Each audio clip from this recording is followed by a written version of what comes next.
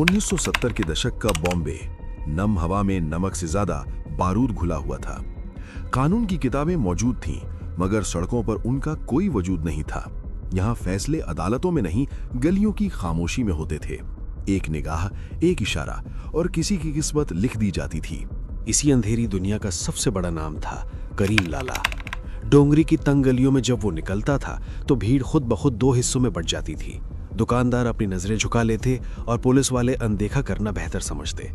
ये वो दौर था जब बॉम्बे के अंडरवर्ल्ड पर पठान गैंग का दबदबा था और उसका सरदार था ये लंबा चौड़ा तेज निगाहों वाला आदमी जिसका असली नाम था अब्दुल करीम शेर खान। वो सिर्फ एक अपराधी नहीं था, वो सिस्टम का प्रतीक बन चुका था जहां डर ही कानून था।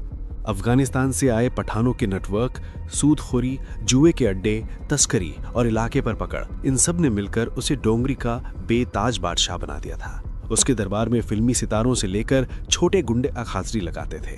वो उससे डरते भी थे और कुछ लोग उसे मददगार भी मानते थे, क्योंकि उसके पास हर समस्या का एक अंडरवर्ल्ड समाधान था।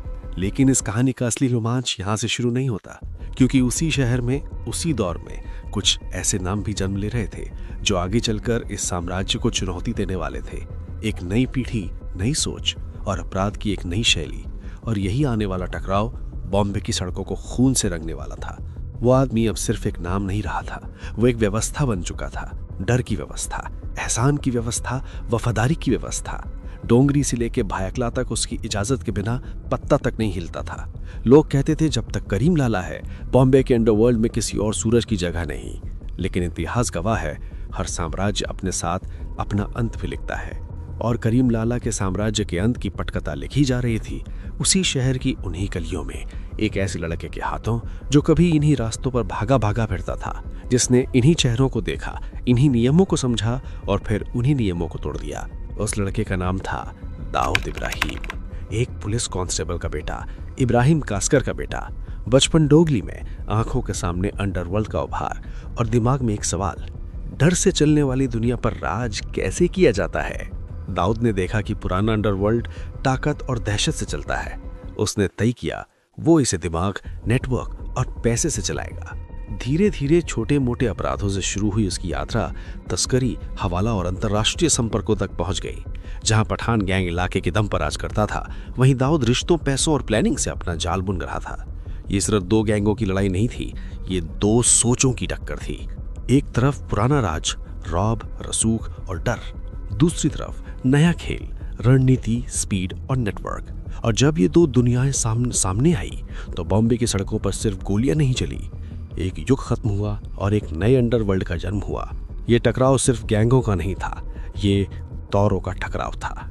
पुरानी ताकत और नई भूख। एक तरफ डोंगरी की गलियों में दशकों से जमा हुआ रौब, जहां नाम सुनकर रास्ते खाली हो जाते थे। दूसरी तरफ एक उभरता हुआ दिमाग जो समझ चुका था कि आने वाला अंडरवर्ल्ड डर से नहीं, नेटवर्क से चलेगा। बॉम्बे का अंडरवर्ल्ड करवट ले रहा था। जहां कभी करीम लाला और उसके पठान गैंग का एक छत्र राज था, वहीं अब बंद कमरों में, बंदरगाहों के आसपास, हवाला के पैसों और तस्करी की नई लाइनों के साथ एक नया नाम तेजी से फैल रहा था, दाऊद इब्राहिम।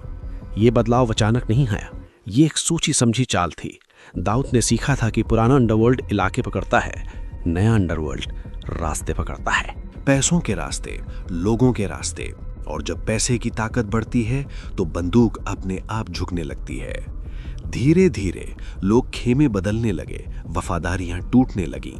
जो कल तक करीम लाला के दरबार में खड़े रहते थे, वे आज दाऊद के नेटवर्क का हिस्सा बनने लगे। अंडरवर्ल्ड की हवा बदल रही थी और इस बदलाव की आहट सबसे पहले उसी इंसान को सुनाई दी जिसने कभी बॉम्बे को अपने डर से चलाया था। अब सवाल सिर्फ इलाके का नहीं था, सवाल अस्तित्व का था। खून बहा, साजिशें रची गईं, धोखे हुए, नाम मिटाए गए।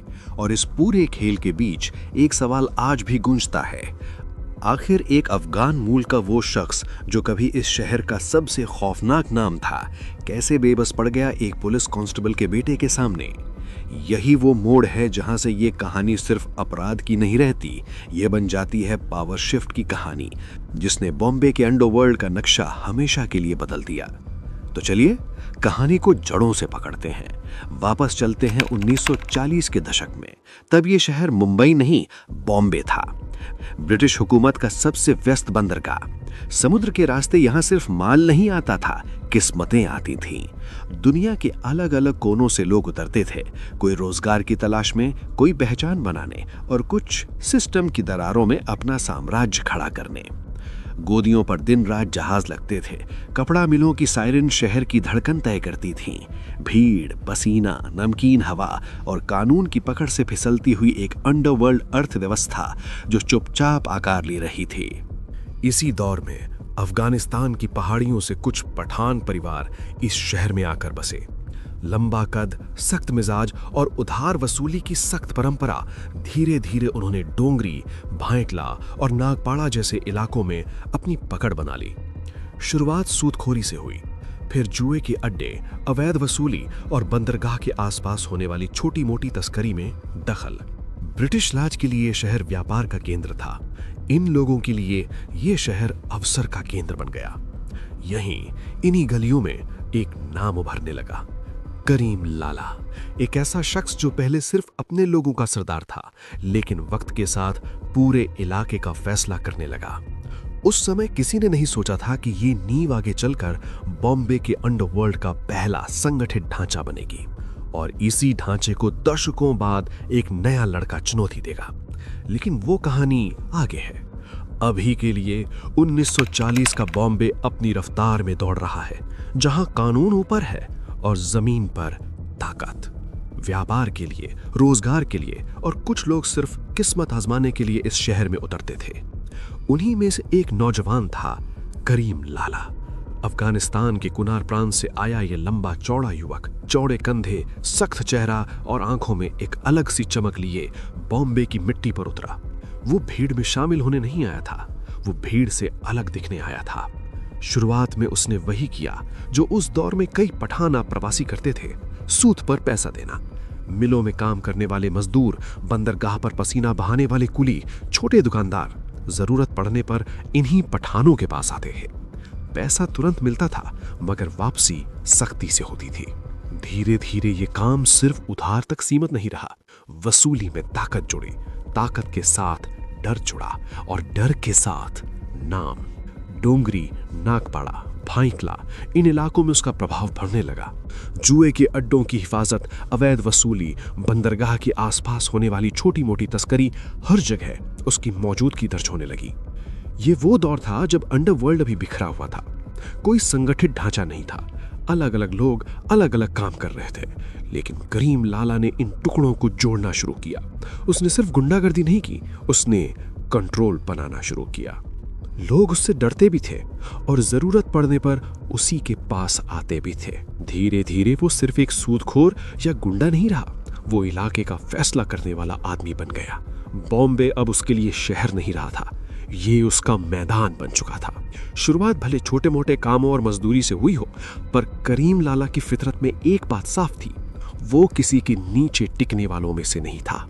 उसने जल्दी समझ लिया कि इस शहर में असली ताकत किसके पास है। न पैसे वालों के पास, न नेताओं के पास, बल्कि उन लोगों के पास जिनके नाम से गलियां शांत हो जाती थीं। डोंगरी, माटुंगा, नागपाड़ा ये सिर्फ इलाके नहीं थे, ये बॉम्बे के अंडरवर्ल्ड की प्रयोगशालाएं थीं। तंग गलियों में जुए के अड्डे चलते थे, बंद दरवाजों के पीछे देसी शराब की खेप उतरती थी, बंदरगाह के रास्ते सोना चांदी का काला बाजार फलता फूलता था, और इन सब के ऊपर चलता था हफ्ता वसूली का संगठित तंत्र। करीम लाला ने इस तंत्र को बाहर से नहीं देखा, वो इसके भीतर उतरा। पहले वसूली में मदद, फिर सुरक्षा देने के नाम पर दखल और धीरे धीरे हिस्सेदारी। उसकी ताकत, उसका कद और उसका बेखौफ अंदाज लोगों को प्रभावित करने लगा। जो लोग पहले उसे एक पठान सूदखोर समझते थे, अब वो अपने काम का गारंटर मानने लगे। एक एक गली, एक एक अड्डा, एक एक संपर्क वो इलाके नहीं बढ़ा रहा था, वो कंट्रोल बढ़ा रहा था। जल्द ही हालात ऐसे हो गए कि इन इलाकों में कोई भी अवैध धंधा उसकी जानकारी के बिना नहीं चल सकता था। अंडरवर्ल्ड के बिखरे धागे अब एक हाथ में सिमटने लगे थे, और वो हाथ करीम लाला का था। करीम लाला सिर्फ आदेश देने वालों में नहीं था, वो खुद मैदान में उतरता था। उसके बारे में किस्से चलते थे कि एक घूंसे में बात खत्म कर देता है। सच कितना, दहशत कितनी, ये अलग बात है। धीरे धीरे डोंगरी उसके असर में आया, फिर आसपास के इलाके, और फिर उसका नाम पूरे बॉम्बे के अंडरवर्ल्ड में गूंजने लगा। 1960 और 70 का दशक ये वाकई उसका स्वर्ण दौर था। उस समय अंडरवर्ल्ड में 3 बड़े नाम माने जाते थे। हाजी मस्तान, स्मगलिंग का बेताज बादशाह, वरदराजन मुदलियर, साउथ बॉम्बे का प्रभावशाली दादा, और करीम लाला, जिनका नाम सबसे ज्यादा खौफ पैदा करता था। तीनों के अपने अपने इलाके थे, अपनी अपनी विशेषज्ञता और एक अनकहा समझौता, एक दूसरे के धंधे में दखल नहीं देना। यही संतुलन बॉम्बे के अंडरवर्ल्ड को एक अजीब सी स्थिरता देता था। लेकिन करीम लाला की असली ताकत सिर्फ उसकी मांसपेशियों में नहीं थी, उसकी असली ताकत थी उसका नेटवर्क। पठान गैंग की एकजुटता, इलाकों पर पकड़, वफादार लोग और ये छवि कि उसके खिलाफ खड़ा होना अपने ही पैरों पर कुल्हाड़ी मारना है। वो अंडरवर्ल्ड का सिर्फ खिलाड़ी नहीं था, वो उस खेल के नियम तय करने वालों में था। उसकी असली ताकत उसकी बाहों में नहीं, उसके कनेक्शंस में थी। ये वो दौर था जब चुनावों के लिए पैसों की भूख पड़ती जा रही थी, और ये पैसा अक्सर उस पैरेलल इकोनॉमी से आता था जो अंडरवर्ल्ड चला रहा था। बॉम्बे के बड़े डॉन सिर्फ अपराधी नहीं थे, वे नकदी के स्रोत थे, और राजनीति को नकदी चाहिए थी। इसी कड़ी ने अंडरवर्ल्ड और नेताओं के बीच एक खामोश रिश्ता बना दिया। करीम लाला का कद यहीं समझ आता है। उसके दरबार में सिर्फ गुंडे नहीं आते थे, कभी कभी सूट बूट वाले लोग भी दिख जाते थे। ये मुलाकातें अखबारों में नहीं छपती थीं, लेकिन शहर में उनकी चर्चा जरूर होती थी। पुलिस महकमे का हाल भी अलग नहीं था।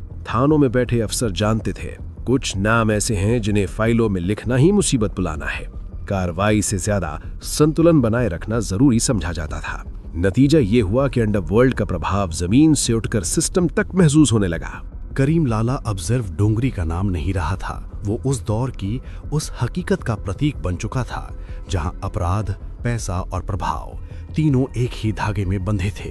कहते हैं जिसने भी हद पार की उसका ट्रांसफर होने में देर नहीं लगती थी, और कभी कभी ट्रांसफर से भी ज्यादा कुछ हो जाता था। यही था वो बॉम्बे जहां करीम लाला का असर हवा में घुला रहता था। और इसी बॉम्बे की उन्हीं गलियों में एक बच्चा बड़ा हो रहा था जो एक दिन इस पूरे खेल का नक्शा बदल देगा। उस बच्चे के पिता थे इब्राहिम कास्कर, बॉम्बे पुलिस के एक ईमानदार सीधे साधे कांस्टेबल। उनका परिवार डोंगरी में रहता था, वही डोंगरी जो करीम लाला का इलाका माना जाता था। घर में सादगी थी, पुलिस की नौकरी की सीमित तनख्वाह, कई बच्चे, और उन्हीं बच्चों में एक था दाऊद इब्राहिम। छोटी उम्र से ही दाऊद अलग दिखता था, तेज दिमाग, तेज नजर। वो सिर्फ खेलता नहीं था, वो देखता था। वो देखता था उन गलियों को जिनमें वो बड़ा हो रहा था। वो देखता था करीम लाला के आदमियों को, उनका रुतबा, उनका असर। वो देखता था कि लोग उनसे डरते भी हैं और काम भी कराते हैं। सबसे अहम वो ये देख रहा था कि पैसा कहाँ से आता है और कहाँ जाता है। एक तरफ उसके पिता की वर्दी थी, कानून का प्रतीक।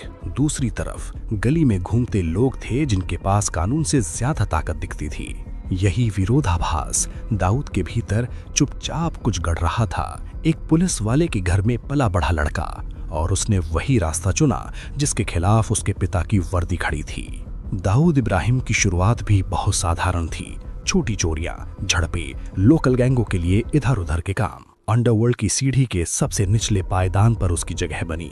लेकिन जो बात उसे दूसरों से अलग करती थी वो उसकी सोच थी। वो सिर्फ ताकत से प्रभावित नहीं था, वो सिस्टम को समझ रहा था। उसने देखा कि करीम लाला की शैली सीधे टकराव की थी। इलाके पर कब्जा, दहशत और खुलेआम वसूली। ये मॉडल 60-70 के दशक में काम कर गया था, लेकिन शहर बदल रहा था। बंदरगाह व्यस्त हो रहे थे, अंतर्राष्ट्रीय रास्ते खुल रहे थे। पैसा अब सिर्फ गलियों में नहीं, समुद्री रास्तों और विदेशी कनेक्शनों में था। दाऊद ने अलग सोचा। उसने लोगों को नहीं, रास्तों को पकड़ना शुरू किया। बंदरगाह, हवाला, तस्करी की नई लाइनें, बाहर के संपर्क। उसने अपराध को लूटल सी नेटवर्क में बदल दिया। धीरे धीरे बॉम्बे की हर गली में उसके आदमी दिखने लगे। खबरें, मूवमेंट, मौके सब उसकी जानकारी में आने लगा। उसने स्मगलिंग को सिर्फ सोना चांदी तक सीमित नहीं रखा, वो हर उस धंधे में उतर गया जहां तेज पैसा था। लेकिन उसकी सबसे बड़ी ताकत थी उसकी टीम।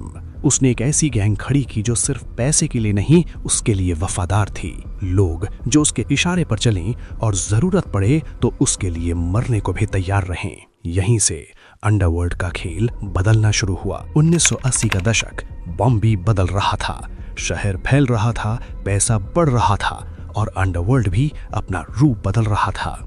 अब दाऊद इब्राहिम कोई छोटा नाम नहीं रहा था। उसकी गैंग, जिसे लोग धीरे धीरे टी कंपनी कहने लगे, शायद शहर की सबसे संगठित आपराधिक मशीन बन चुकी थी। खबरों का जाल, तस्करी के रास्ते, हवाला और वफादार लोग, सब एक सिस्टम में बंधा हुआ। यहीं से कहानी ने असली मोड़ लिया। एक तरफ था पुराना दौर, जिसका चेहरा था करीम लाला, उसके लिए इलाका ही सत्ता था, डोंगरी उसका था और वही उसकी दुनिया का केंद्र। दूसरी तरफ दाऊद था, उसके लिए न डोंगरी मायने रखता था, न एक गली, न एक मोहल्ला। उसकी सोच बड़ी थी, पूरा बॉम्बे, फिर देश और आगे चलकर दुनिया। यही सोच दोनों के बीच खामोश तनाव पैदा करने लगी। छोटी छोटी झड़पें, इलाकों पर खींचातानी, लोगों का पाला बदलना और हवा में तैरता एक सवाल, बॉम्बे का असली बॉस कौन है? लेकिन खुला टकराव होने से पहले एक ऐसी घटना हुई जिसने इस पूरी कहानी को अंधेरे में धकेल दिया। एक ऐसा वाकया जिसे आज भी बॉम्बे अंडरवर्ल्ड के सबसे डार्क चैप्टर के रूप में याद किया जाता है। करीम लाला के कुनबे में एक नाम तेजी से उभर रहा था, समद खान। तेज, आक्रामक और नई पीढ़ी की उस अधीरता से भरा जो इंतजार नहीं करती। समद खान और दाऊद इब्राहिम के बीच दुश्मनी अब छिपी हुई नहीं रही थी। दोनों के लोग छोटी छोटी बातों पर भिड़ जाते, कभी वसूली को लेकर, कभी इलाके को लेकर, कभी सिर्फ दिखाने के लिए कि किसकी पकड़ ज्यादा है। तनाव लगातार बढ़ रहा था। फिर एक दिन खबर आई, समद खान का एक करीबी आदमी मारा गया। उंगलियां सीधे दाऊद की गैंग की तरफ उठी, बदले की मांग उठी। पठान गैंग के लोग गुस्से में थे, माहौल बारूद से भरा हुआ था। लेकिन इस बार हालात 1960 वाले नहीं थे। करीम लाला अब उम्र के उस पड़ाव पर था जहां शरीर पहले जैसा साथ नहीं देता। वो वही इंसान था, मगर दौर बदल चुका था। उसके आसपास के लोग जो कभी उसकी सबसे बड़ी ताकत थे, अब पहले जैसी पकड़ नहीं बना पा रहे थे। कई पुराने चेहरे हट चुके थे, कई वफादार अब उतने प्रभावी नहीं रहे। दूसरी तरफ दाऊद हर दिन और मजबूत होता जा रहा था। अंडरवर्ल्ड को समझने वाले लोग फुसफुसाकर एक ही बात कह रहे थे, पासा पलट रहा है। 1985 आते आते बॉम्बे में एक के बाद एक हत्याएं होने लगी। ये अब छिपी हुई दुश्मनी नहीं रही थी, ये खुली जंग थी। दाऊद की गैंग बनाम करीम लाला के पठान लोग। यही दौर आगे चलकर बॉम्बे गैंग वॉर के नाम से याद किया गया। दिन दहाड़े भीड़ भरे बाजारों में गोलियां चलती, मोटरसाइकिलों पर आए शूटर नाम पहचानते, निशाना साधते और गायब हो जाते। ऐसा लगता था जैसे किसी के पास एक लिस्ट है और उस लिस्ट से एक एक नाम काटा जा रहा है। करीम लाला के लोग एक एक करके गिरने लगे। डर का संतुलन जो दशकों से बना हुआ था अब टूट रहा था। शहर ने पहली बार महसूस किया कि अंडरवर्ल्ड की जंग अब गलियों से निकलकर सड़कों पर आ चुकी है। करीम लाला के लिए यह दौर किसी सजा से कम नहीं था। जिन गलियों पर कभी उसका नाम कानून था, वहीं अब उसके आदमियों की लाशें गिर रही थीं। करीम लाला सब देख रहा था, मगर बहुत कुछ उसके हाथ से फिसल चुका था, क्योंकि सामने वाला दुश्मन पुराने तरीके से लड़ ही नहीं रहा था। दाऊद ताकत से कम इंटेलिजेंस से ज्यादा लड़ रहा था। उसके लोग हर जगह थे, चाय की दुकानों पर, बंदरगाह के आसपास, टैक्सी स्टैंड पर, यहाँ तक कि उन गलियों में भी जहाँ पठान गैंग को लगता था कि सिर्फ उनका असर है। खबरें पहले दाऊद तक पहुँचती थीं, फिर घटनाएं होती थीं। किसका आदमी कहाँ जाएगा, किस वक्त जाएगा, किस रास्ते से जाएगा, ये जानकारी जैसे पहले से तय होती थी। हमले अचानक नहीं लगते थे, वे योजनाबद्ध लगते थे। करीम लाला समझ रहा था कि ये अब वैसी लड़ाई नहीं रही जिसमें ताकत दिखाकर डर पैदा किया जाए। ये एक ऐसी लड़ाई थी जहां जानकारी ही असली हथियार बन चुकी थी। दाऊद के नेटवर्क को अक्सर पहले से खबर होती थी कौन कब कहाँ मिलेगा। और इससे भी बड़ा बदलाव ये था कि जिस तरह का संरक्षण कभी करीम लाला की ताकत माना जाता था, वैसी हवा अब दाऊद के पक्ष में महसूस होने लगी। अंडरवर्ल्ड को देखने वाले समझ रहे थे सिर्फ बंदूकें नहीं, समीकरण बदल रहे हैं। लोग अंदाजा लगा रहे थे कि आने वाला समय किसके साथ है।